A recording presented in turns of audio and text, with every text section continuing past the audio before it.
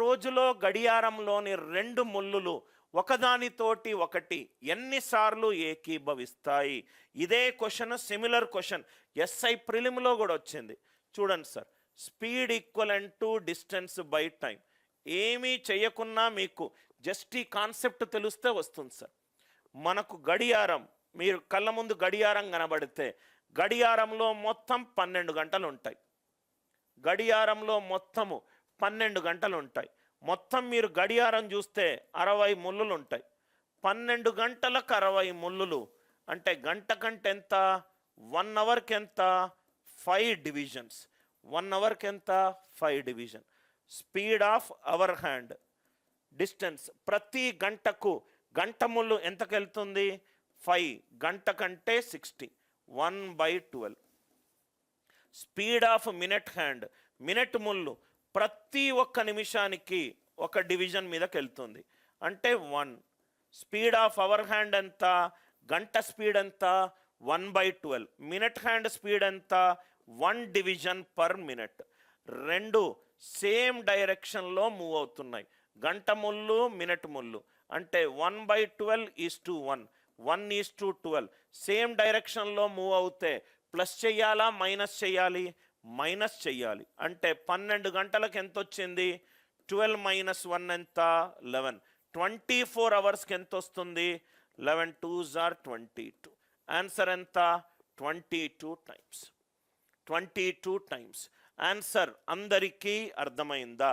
12 గంటలకు ఏం లేదు, జస్ట్ గడియారం సార్. నీ కళ్ళ ముందు గనక వాచ్ గనకుంటే గడియారంలో మొత్తము 12 గంటలు ఉంటాయి. మొత్తము నీకు 60 డివిజన్లు ఉంటాయి. చిన్న ముళ్ళులు అన్నీ మొత్తం కలుపుకుంటే 60 డివిజన్లు. 12 అవర్స్కి 60 డివిజన్స్. 1 అవర్కి ఎంత? 5 division. Speed of hour hand is distance by time. 5/60 ఎంత? 1/12. Speed of minute hand 60 minutes by 60 divisions, 1 division per minute. Hour hand, minutes hand రెండు సేమ్ డైరెక్షన్లో మూవ్ అవుతున్నాయి. రెండు సేమ్ ట్రైన్స్, రెండు సేమ్ డైరెక్షన్లో మూవ్ అవుతే దాని యొక్క స్పీడ్స్ ఏం చేయాలి? ప్లస్సా మైనస్సా? Right, minus. 1/12:1, 1:12. తేడా ఎంత? 11 టైమ్స్. 12 గంటల్లో ఎన్నిసార్లు కలుస్తాయి? 11 సార్లు కలుస్తాయి. 24 గంటల్లో ఎన్నిసార్లు కలుస్తాయి? 22 టైమ్స్ కలుస్తాయి. Most logical way of understanding clocks. దీనికి 1 hour 5 minutes ఏమీ చేయాల్సిన అవసరం లేదు. అందరికీ లాజిక్ అర్థమైందా? అందరికీ లాజిక్. ఆన్సర్ ఇంపార్టెంట్ కాదు. నేను ఎప్పుడూ కూడా మీకు చెప్పే సెషన్స్లో ఆన్సర్ మీద ఎంఫాసిస్ ఎక్కువ ఉండదు సార్. నేను చెప్పే mechanism thematic based learning. Thematic based లెర్నింగ్లో రైట్, ఇది ప్రపంచవ్యాప్తంగా నేర్చుకునే పద్ధతిలో నంబర్ 1 పద్ధతి. స్లోవేకియన్ కంట్రీస్ అయిన ఫిన్లాండ్, స్కాట్లాండ్, ఐర్లాండ్లో రైట్ పద్ధతి నేర్పిస్తారు. ఎన్విరాన్మెంట్ చేంజ్ అవుతే మనిషి అట్లానే ఆలోచిస్తాడు. Are you all with me? ఇది కూడా చాలా ఈజీ క్వశ్చన్. ఇది కూడా 42 అయిపోయింది, 41 అయిపోయింది. ఇది చూద్దాము. Average weight of group of. ఒక పురుషుల సమూహం యొక్క సరాసరి బరువు 77.5 kgs. స్త్రీల సమూహము 70 kgs. ఓకే, స్త్రీలు ఉన్నారు 70 kgs, పురుషులు ఉన్నారు 77.5 kgs. రెండు స్త్రీలు పురుషులు ఇద్దరు ఉంటే 74. తేడా ఎంత? 3.5. ఇదేమో 40, ఇదేమో 4. 2తో మల్టిప్లై చేస్తే 7:8. 7:8. ఆడు 7:8 ఇచ్చుంటే బాగుండేది. రివర్స్ కొంతమంది తప్పు చేసేవాళ్ళు. రైట్, ఇదేమో ఉమెన్, ఇదేమో మెన్, ఇదేమో women plus men. So reverse అడుగుతున్నాడు. 8:7.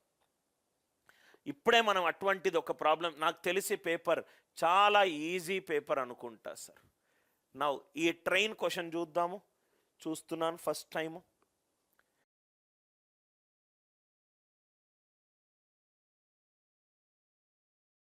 ఏ ట్రైన్ 200 మీటర్ల పొడవు గల ఒక ప్లాట్ఫామ్ ఉంది, ఒక ట్రైన్ ఉంది. కొంచెం డయాగ్రామ్ వేస్తాను. ఒక ప్లాట్ఫామ్ ఉంది, ఒక ట్రైన్ ఉంది.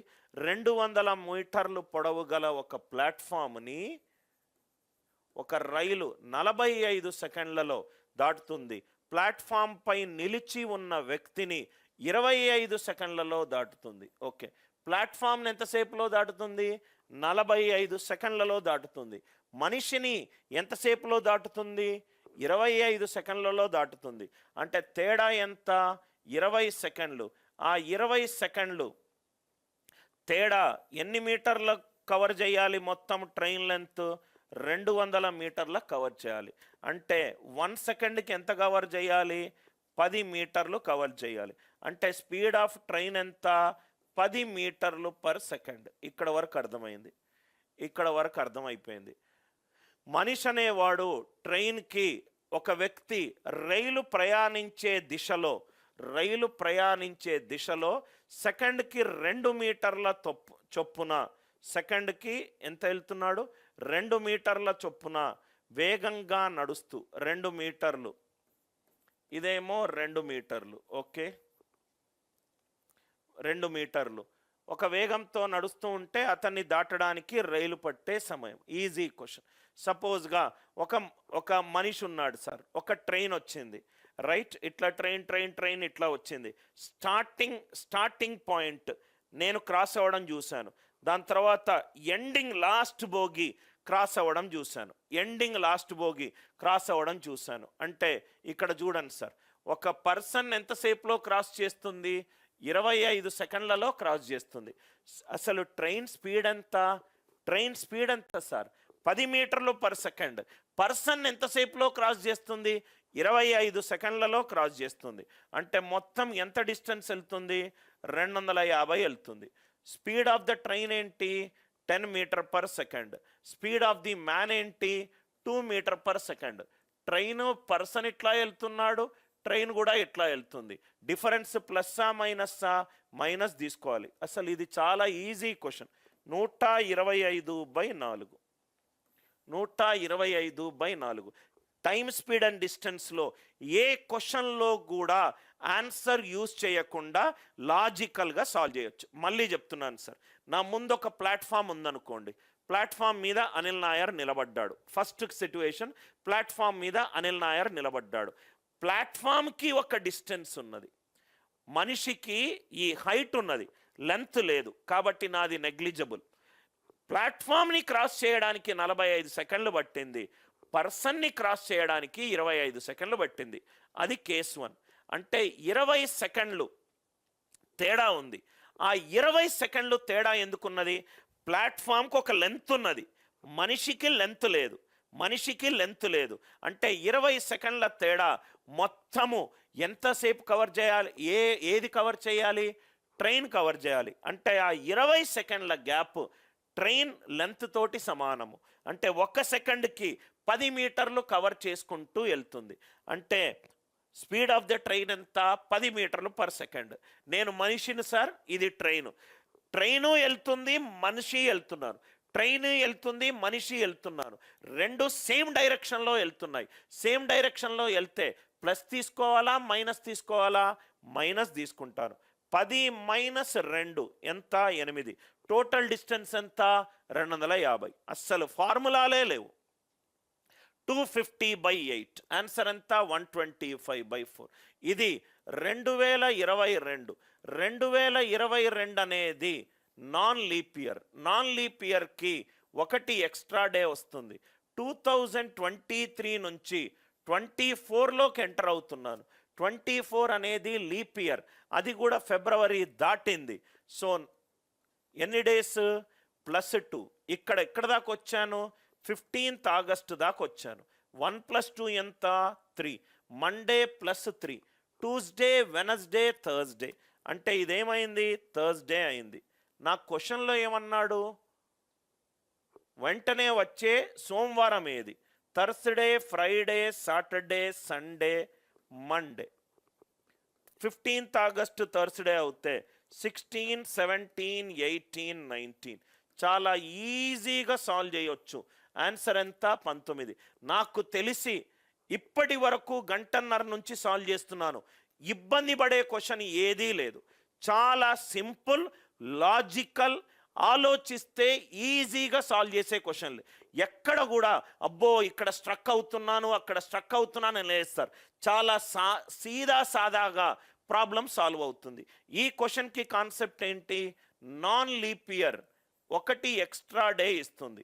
లీప్ ఇయర్ ఎన్ని ఎక్స్ట్రా డేస్ ఇస్తున్నాయి? 2 ఎక్స్ట్రా డేస్ ఇస్తున్నాయి. 2 ఎక్స్ట్రా డేస్ ఇస్తున్నది. Are you all with me?